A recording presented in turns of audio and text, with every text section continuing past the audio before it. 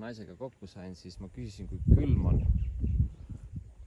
Kõige külmem Filipiinidel, ja ta ütles selle kohta, et kuskil mägedes on nii külm, et seal kasvavad isegi maasikad.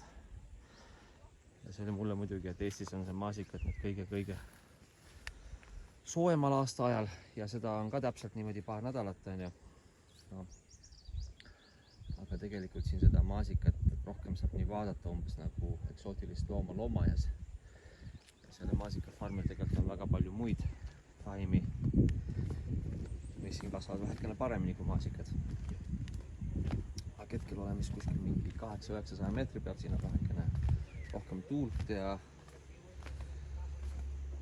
see on selline üks vähestest kohtadest Filipiinidel, kus ma isegi vist võiksin elada kliima mõttes.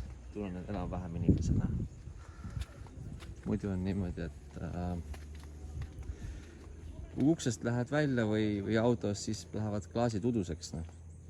Eestis lähevad vastupidi, et kui sisse lähed, ei ole kerge prillikandjal.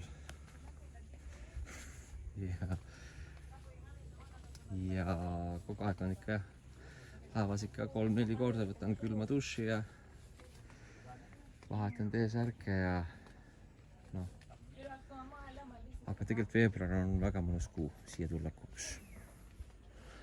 On vähekene külmem ja iga päev on väiksed vihmahood ja hetkel päike paistab ja on mõnus.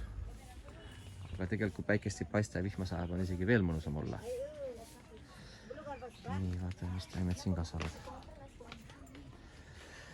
Rentisime siis täna veel ühe masina lisaks.